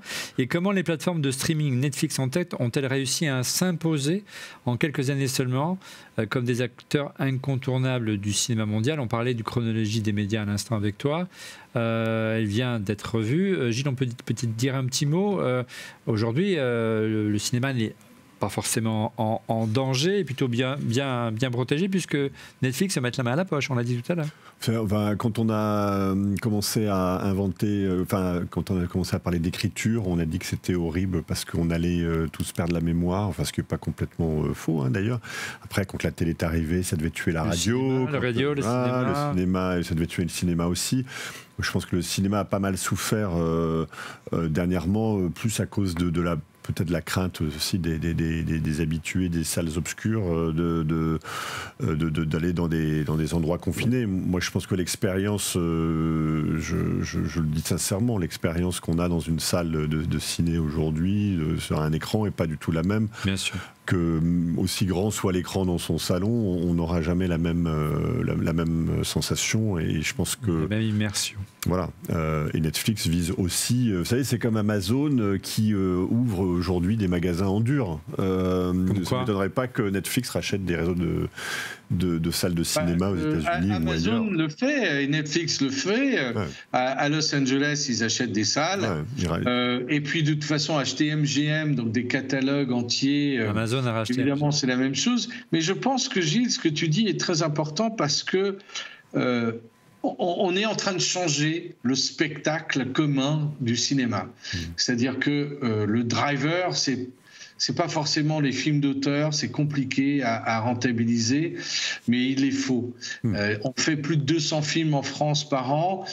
C'est formidable d'avoir le réseau de salles que nous avons, et le réseau de salles que nous avons existe parce que le CNC met la main à la poche, et il y a donc une subvention formidable pour les exploitants. Néanmoins, il va falloir rationaliser un peu économiquement tout ça, parce que, encore une fois, il y a des tentpoles qui marchent. Vous faites un Marvel, quoi qu'il arrive, générationnellement, les gens vont au spectacle. Les Disney, même les dessins animés, les mômes, les familles, on va voir un vrai spectacle.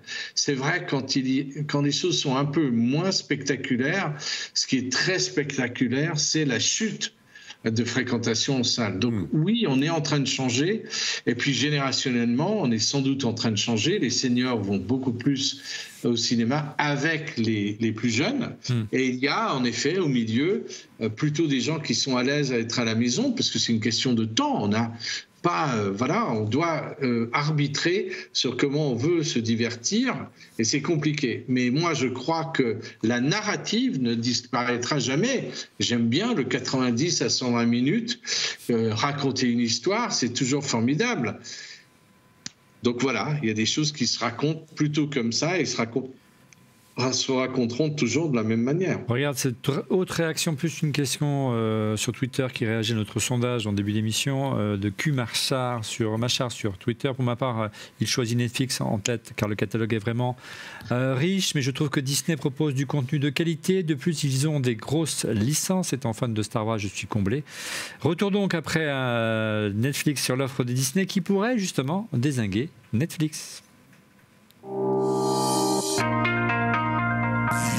Disney+, le rouleau compresseur, en moins de 2 ans, il a largement rattrapé son retard sur Netflix. Elle a dépassé toutes les attentes, Stéphane, des experts en nombre d'abonnés. Aujourd'hui, 130 millions d'abonnés en moins de 2 ans, c'est considérable. Hein. Ouais, c'est des chiffres supérieurs à ceux qui ont été annoncés au départ. Je crois que même ils avaient même tellement dépassé que je pense qu'au départ, ils ne pensaient pas qu'il allait y avoir 2 millions. Je ne sais plus c'était quoi le chiffre qu'ils avaient donné au tout début, dans les premières heures. En tout cas. Tout a explosé. C'est-à-dire que le prix aide beaucoup. Hein, bien sûr. Et tellement, je crois que même ça avait même ralenti un peu les serveurs. Il faut dire qu'on était tous confinés aussi. On était tous confinés, c'est sûr, mais on l'attendait avec impatience. On n'attendait rien, mais c'est vrai que ça a attiré pas moins de 11 millions, presque 12 millions d'abonnés, 11 millions 8 exactement, d'abonnés ces 3 derniers mois. De l'année dernière. Donc en 2021, c'est 65 de plus que ce que disaient les donc analystes. On a bien compris, d'un côté on a Netflix qui plafonne et Disney qui atteint des sommets. Ouais, voilà, en fait il n'y a que Disney peut-être qui aurait pu le faire avec le catalogue quand même massif entre Marvel, les Disney bien sûr et Pixar, les Discovery qui est quand même qui est exceptionnel pour les enfants en particulier. Il n'y a pas que les dessins animés dans la vie, et j'ai oublié donc les Star Wars. Elle s'était fixée pour 2024 100 millions d'abonnés, elle a atteint en moins d'1 an. 400. C'est dingue. Ouais, ils sont et n'oublions pas, ils ont racheté Fox. Voilà. Encore une fois, les studios ont une stratégie extrêmement verticalisée à domination mondiale. C'est des machines à vendre, et évidemment les marques et à engagement émotionnel, que ce soit Discovery, que ce soit les Disney, que ce soit National Geographic ou Marvel ou Pixar, enfin tout le reste, c'est évidemment et Star Wars. C'est énorme. C'est énorme. C'est un driver formidable. Ouais. Et Boba Fett, franchement. Ils vont sortir Boba Fett solo, enfin ils vont faire 25 des spin-offs, et donc c'est sans fin, et donc tant mieux. Donc la stratégie de Disney, c'est prix agressif, on a dit 9 €, moins de 9 € par mois, sur des contenus historiques et des franchises très fortes, Star Wars.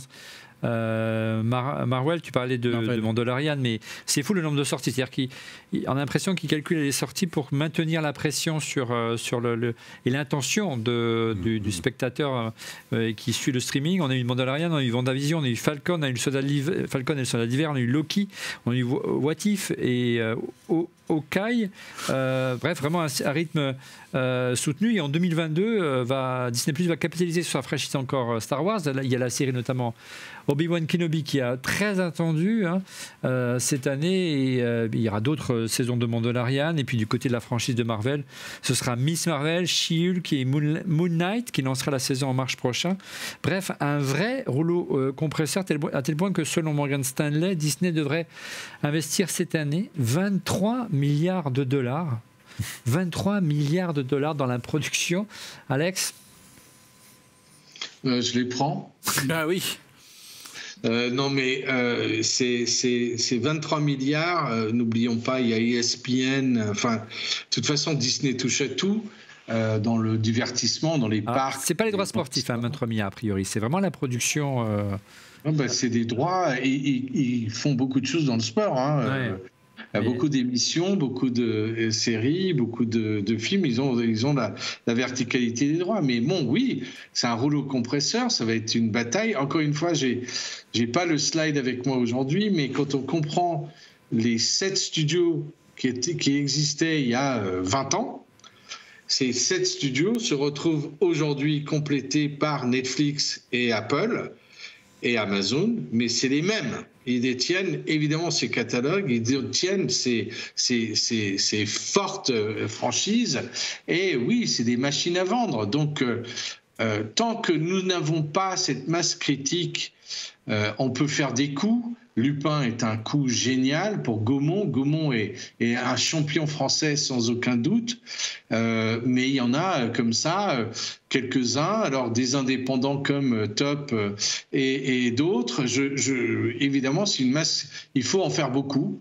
Et il faut être là, présent beaucoup. Alors là, tu parles de producteurs, mais appelons un chat un chat. En clair, il faudrait, pour répondre aux géants des États-Unis notamment, il faudrait des géants européens. Le problème, c'est qu'en France, on n'a pas suffisamment développé au niveau européen. On a la première télé d'Europe, mais elle est en langue française, donc c'est la première télé de France, c'est pas la première télé d'Europe. Non, mais les géants, il n'y a pas de géants européens et il n'y en aura pas.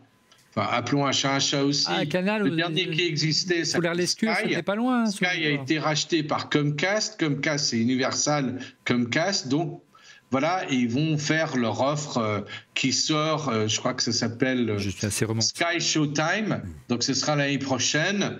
En attendant, ce sera avec Paramount+. Donc, oui, moi, je ne vois pas... Encore une fois, moi, j'adorerais ça.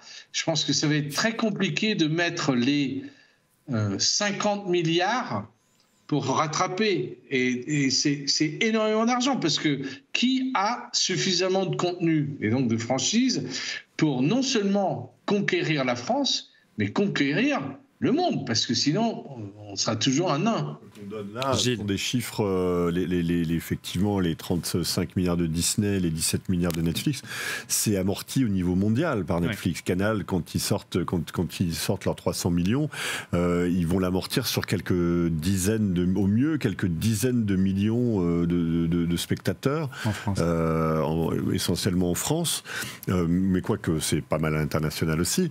Disney et Netflix, on parle de milliards de potentiel de spectateurs. Et une croissance telle de Disney+, qui, pour conclure sur le sujet, qui permettrait à Disney+, selon Digital TV Research, de dépasser à terme Netflix avec plus de 284 millions d'abonnés en 2026 contre 270 millions. Rendez-vous donc en 2026. On refera une émission d'On refait le Mac. Autre réaction, regardez sous Twitter de Vincent. Chico Tsoff, préférence pour Disney, bon contenu, interface impeccable. C'est vrai que l'interface est très chouette aussi. Le contenu d'Amazon Prime est excellent, mais que font les informaticiens pour créer enfin une interface agréable? C'est vrai qu'il y a du bon contenu sur Amazon Prime. On va dire un petit mot d'Amazon, même si on est très en retard. On prend beaucoup de plaisir à parler de streaming. Oui, mais c'est formidable. Juste un petit mot avant que je crois que tu dois nous quitter, oui. Alex, sur Amazon Prime. Ça reste quand même un produit d'appel pour une boutique en ligne, en fait. Ça reste pas stratégique. Pourtant, ils ont quand même mis près de 450 millions de dollars rien que dans la production de la monumentale série consacrée au Seigneur des Anneaux. Oui, enfin, de toute façon, Amazon sera le rival de Netflix. Pour moi, il y a aujourd'hui trois plateformes qui jouent dans un mouchoir de poche. C'est Netflix, Amazon et Disney, avec un Apple qui va petit à petit créer son fonds de catalogue et être de plus en plus pointu. Mais bon, il suffit d'un succès. Amazon a aujourd'hui, en France, un succès, même plusieurs. Qualitativement, Mixte et Totem, c'est franchement des choses incroyables. Totem, qui est mon favori de la semaine, etc., c'est sublime, à tout point de vue. C'est écrit par Olivier Dujeul. Forcément, c'est bien parce qu'il a fait un passage au Bureau des légendes pendant 2 saisons. C'est interprété par Lambert Wilson, par José Garcia, qui sont extraordinaires. Mais quand je dis extraordinaire, franchement, la guerre froide, et surtout avec ce qui se passe, c'est absolument extraordinaire à voir aujourd'hui.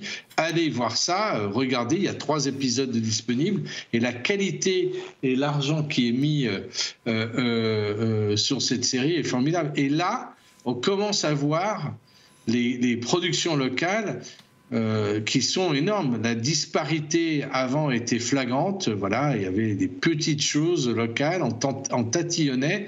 Là, il y a du pognon, il y a vraiment de l'exigence, et je pense que ça va venir. Le 4e, oui, c'est Apple. Il faut bien savoir que le rapport entre une production américaine et une production française, c'est de 1 à 4. 25 millions, ça correspond à 100 millions aux États-Unis. Mais en effet, comme vous le dites, l'amortissement, c'est sur le monde. Ouais, c'est combien d'épisodes de The Morning Show? 15 millions de dollars, c'est ça? Un épisode? Ouais. Donc toi, 25 millions, c'est pour la saison. Je sais qu'il y a plusieurs séries d'Apple qui sont au-delà de 100 millions, évidemment. Ouais, donc toi, pour avec un épisode de The Morning Show, tu fais une saison du Bureau des légendes. La première saison, oui. C'est dingue. Bon, Alex, on va te laisser. Mais bon, on y est. Mais oui, mais on y arrive. Et puis, on sait que si on tient la qualité, c'est possible. Donc, voilà. Mais je suis vraiment obligé de vous quitter. Merci beaucoup, Alex. J'ai un rendez-vous à 19h et on est importe. Et à un moment, ça va être chaud. On avait un producteur exécutif qui était très prolixe ce soir, mais on a pris beaucoup de plaisir. Et puis viens nous voir, tu vas nous expliquer un peu comment ça fonctionne, les productions, ça m'intéresse. On débute dans le métier. Oui, mais ça va, maintenant que tu as le pognon. Merci beaucoup. On refait tout ça quand vous voulez. Rendez-vous. Salut Alexis, à bientôt Alex. Au revoir. Gilles en plateau avec moi. On a vu, c'est intéressant l'exemple d'Amazon parce qu'en plus, il tente un autre coup qui pourrait être redoutable pour les médias locaux, notamment Canal. C'est qu'ils investissent sur le marché des droits sportifs. On a vu qu'ils ont acquis les droits de la Ligue 1 et ça a l'air de plutôt fonctionner puisqu'ils ont déjà largement dépassé, voire doublé les chiffres du feu Mediapro qui était le diffuseur le regretté et regrettable diffuseur du foot en France l'année dernière. Est-ce que tu crois que les géants de la tech vont y aller, ou du moins les géants du streaming? Et on voit qu'Apple, on sait, a des intérêts avec le sport universitaire aux États-Unis. On sent qu'il y a puis Amazon c'était déjà. La mèche est prête à être allumée. Oui, et puis Amazon s'était déjà un petit peu testé aux États-Unis, dans le foot américain. Ils se sont testés un petit peu aussi en Angleterre. Et puis, quel match l'année dernière entre Canal contre le reste du monde, où Canal a suprêmement raté. À tout gagner, à tout rafler. Incroyable. Je pense qu'il y avait beaucoup d'arrogance chez les gens de Canal+, qui ont pratiqué une espèce de chantage, qui ont cru qu'ils étaient tout seuls dans le bras de fer et qui n'ont pas vu du tout arriver Amazon dans le paysage. Ils n'y croyaient pas. Ils étaient trop tôt. Et Amazon fait quand même un super. Alors qu'ils avaient déjà acheté les droits du tennis, notamment de Roland Garros. Et donc, je pense que c'est des contenus où ils peuvent. L'idée d'Amazon, le projet d'Amazon, c'est Amazon Prime, c'est une tête de gondole. C'est attirer des gens vers leur supermarché. Ils n'ont pas besoin de gagner d'argent avec ça. C'est la grande force d'Amazon par rapport à un Netflix qui compte un peu plus ses sous quand même. Un pure player, comme on dit. Pure player, voilà. Et pour Amazon, c'est très bien vu parce que c'est une audience qui est qualifiée.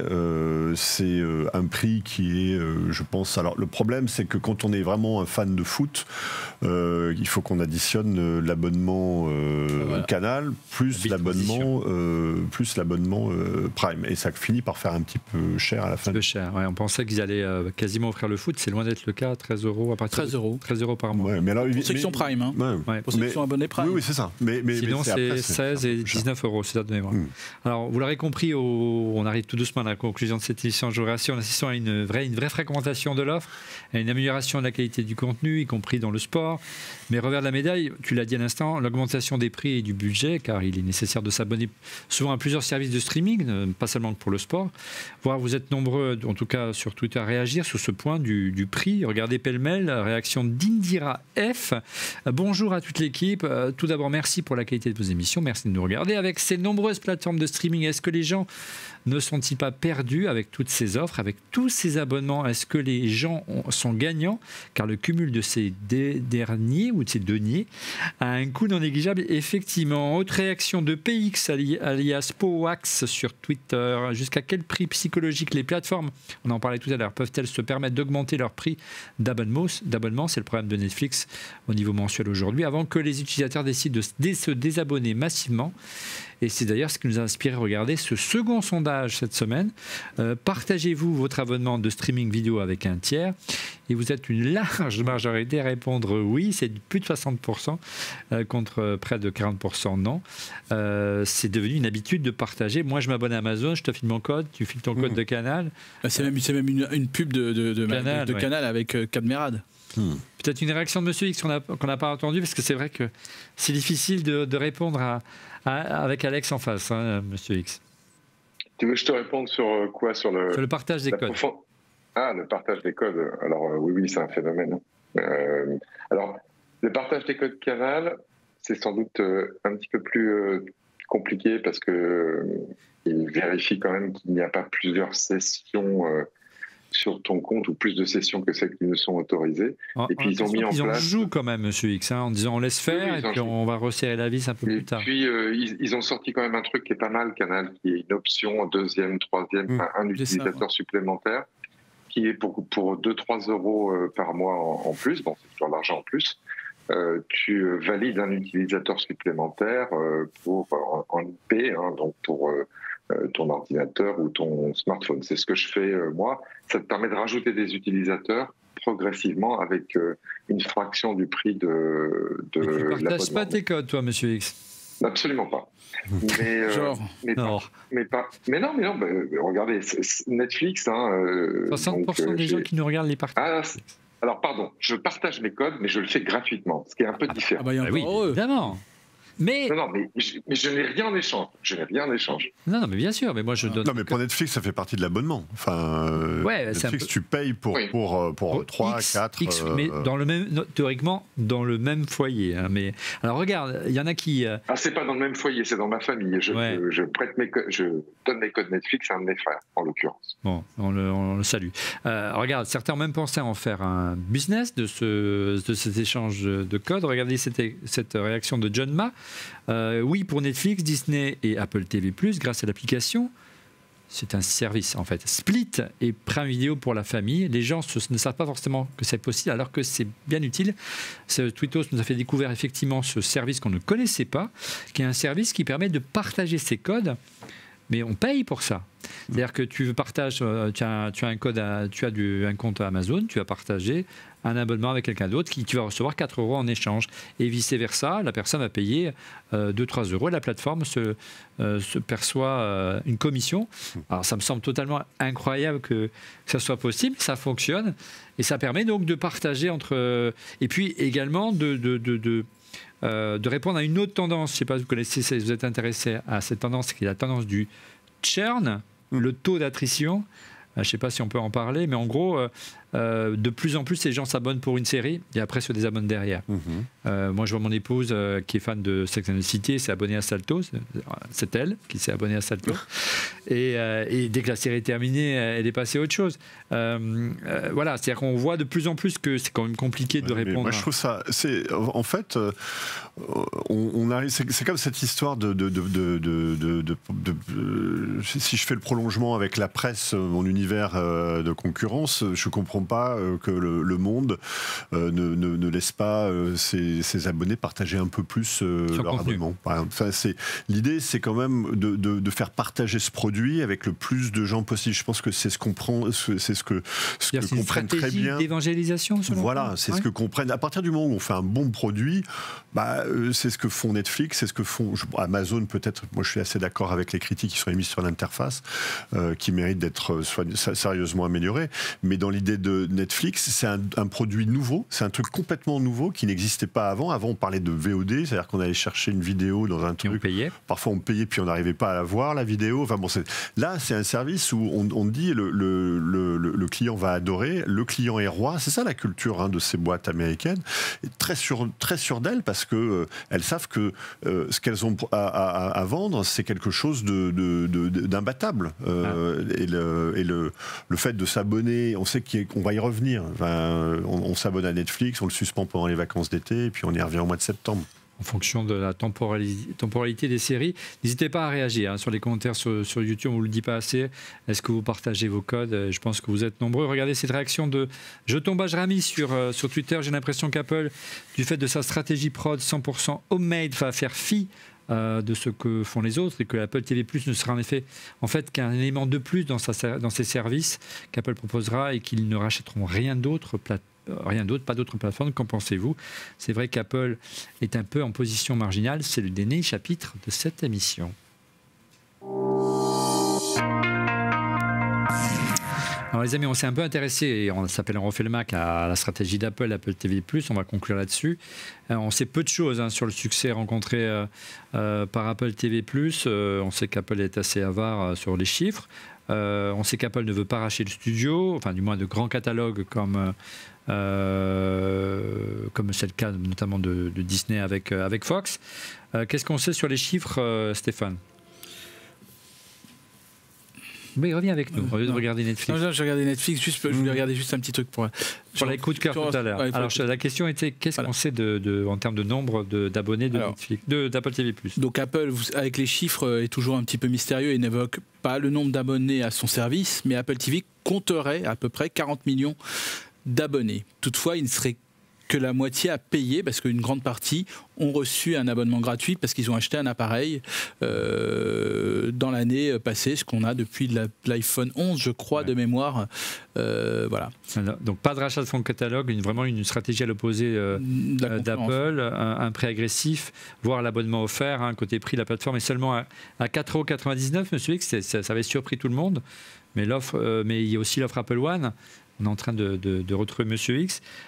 Toi qui étais chez Apple et qui a accompagné la stratégie d'Apple sur iTunes en France, qu'est-ce que tu penses de cette stratégie en matière d'offres TV et de séries? L'offre, on sait qu'elle est pauvre, qu'elle est limitée, et qu'on ne comprend pas pourquoi Apple ne veut pas soit vraiment casser la tirelire, elle le fait déjà, mais pas suffisamment, ou soit racheter un fonds de catalogue.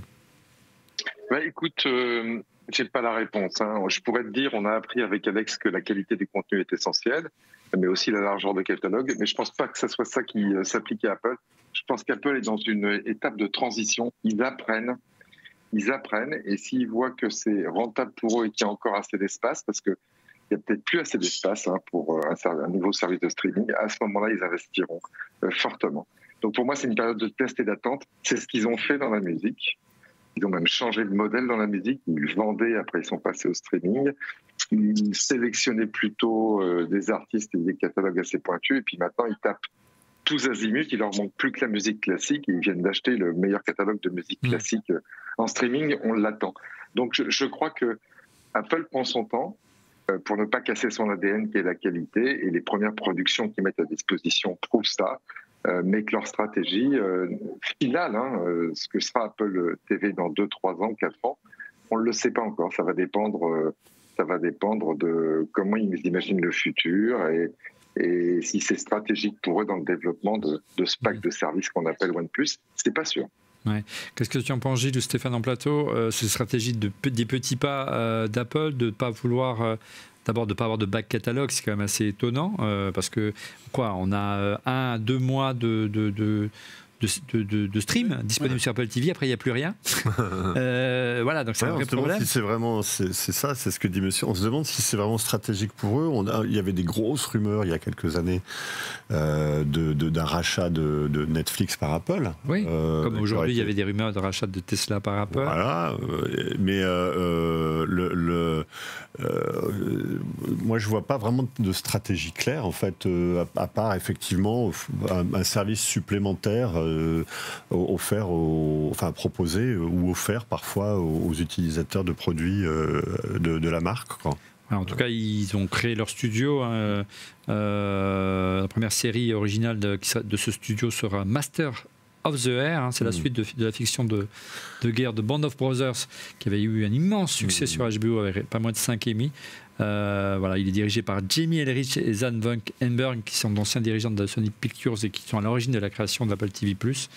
Ils ont débauché, ils travaillent désormais, on en parlait tout à l'heure avec Alex, Richard Pepler, qui est l'ancien boss d'HBO, qui travaille désormais pour Apple TV+, après plus de 27 ans au sein de HBO. Il est à l'origine de toutes le succès des séries d'HBO, notamment Sex and the City et autres.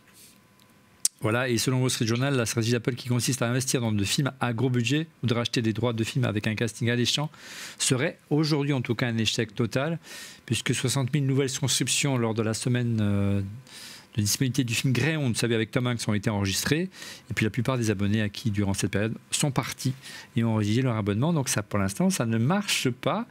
Voilà, en tout cas, il continue à miser sur des grandes signatures. Leonardo DiCaprio, Ridley Scott, Idris Elba, Martin Scorsese notamment, qui va produire en exclusivité son film Killers of the Flower Moon, exclusivement sur Apple TV+. On verra ça dans les semaines et les mois qui viennent. On a plein de choses à regarder dans les mois et qui viennent, notamment si on a le budget, il va falloir qu'on distribue tout ça. En attendant, on passe à vos coups de cœur. Je crois qu'on va battre un record de durée d'émission cette semaine, mais on a beaucoup de plaisir. Les coups de cœur, on commence tout de suite avec Monsieur X. Eh bien, écoute, 2 coups de cœur très rapidement. Le bracelet de mon Apple Watch, c'est le bracelet acier de l'Apple Watch. Alors, pourquoi je l'aime ? Parce qu'il ne me pince pas trop les poils, et ça, c'est bien pour un bracelet en acier. C'est pas toujours le cas. C'est une excellente raison, Monsieur X. Oui, mais c'est surtout le système de maillon amovible que j'ai trouvé génial.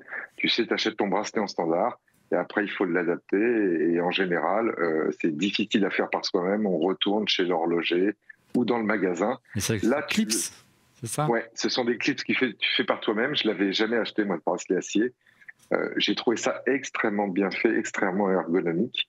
Ça justifie pas le prix qui est extrêmement cher, mais cette solution en termes de design mécanique, une fois de plus, je tire mon chapeau aux ingénieurs d'Apple. Et puis, actualité faisant, un coup de cœur pour un éditeur logiciel ukrainien qui s'appelle Macpo, M-A-C-P-A-W, qui fait le logiciel Clean My Mac, bien sûr, qui est peut-être pas utile tous les jours, mais moi que j'utilise régulièrement. Voilà, souhaitons qu'il puisse continuer à nous développer des beaux produits dans les mois et les semaines à venir.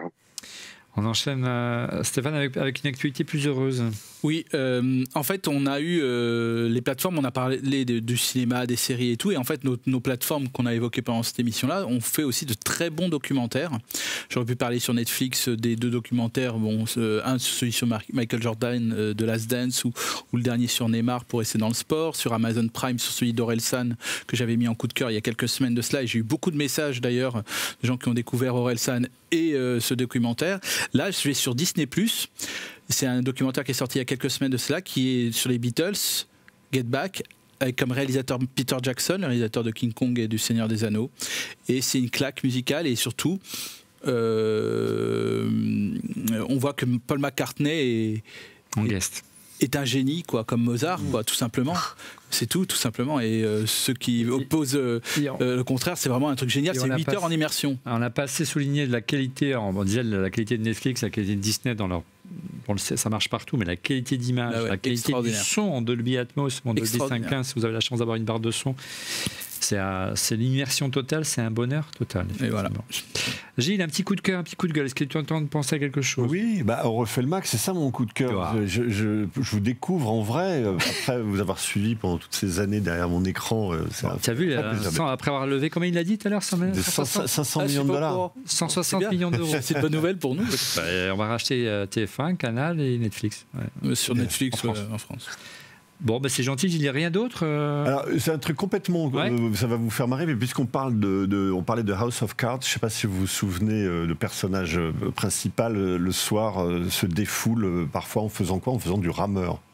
Sur on peut citer la marque. Oui, on n'est pas de ça chez nous. Un water rower. Ouais. Je me suis fait offrir ça. Un immense succès pendant le confinement. Et c'est un appareil absolument sublime et j'en fais tous les jours. Un appareil tout en bois, c'est ça. Costaud. T'as vu, t'as remarqué. Toujours dans le réception. Oui, c'est le poids, c'est l'eau en fait. Voilà, c'est ça. C'est la résistance à l'eau. Et ce qui est génial, c'est que tu peux le surlever, le mettre à la verticale.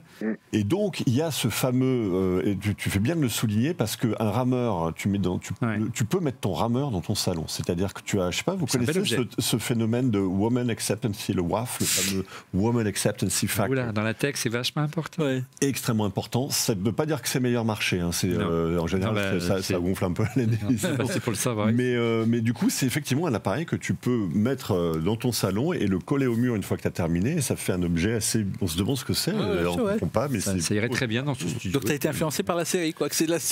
Complètement. J'espère que tu finiras mieux que lui. Parce que de mon côté, mon coup de cœur, ça s'appelle De mémoire vive. C'est le dernier ouvrage de notre ami Philippe Devost, une histoire de l'aventure numérique. Alors Philippe, vous l'avez découvert il y a quelques années dans cette émission, on l'a reçu, on a eu cet immense plaisir. Il nous a raconté comment il a vendu la start-up qu'il dirigeait à l'époque à Apple, pour intégrer l'iPhone, entre autres la fonction de photo HDR. C'est vraiment une figure de la tech en France, cofondateur notamment de Wanadoo, aujourd'hui directeur général de l'EPITA, la fameuse école d'ingénieurs informatiques. Philippe a donc été un témoin privilégié des grandes mutations du numérique et retrace dans son ouvrage à quel point elles ont profondément changé nos vies, un rôle prépondérant qui n'est pas sans poser question, bien sûr, pour l'avenir, tant en matière de géopolitique, c'est d'actualité, et notamment la souveraineté numérique. Ça s'appelle donc De mémoire vive de Philippe Devost, et cette audition, point de bascule. Voilà. Près d'1h30 de Refait le Mac, c'est que du bonheur. C'est la fin de cet épisode de Refait le Mac. Merci de l'avoir suivi. Je vous donne rendez-vous la semaine prochaine pour un nouvel épisode. Soyez rendez-vous également le 8 mars prochain pour le grand live de Refait le Mac en duplex du Cupertino. Et pour être prévenu en temps réel de la mise en ligne de l'émission, je vous invite à vous abonner bien sûr à notre chaîne en cliquant sur le petit bouton. Et n'oubliez pas surtout de cliquer également sur le petit pouce. Ça fait toujours plaisir. Merci encore pour votre fidélité et à la semaine prochaine. Au revoir.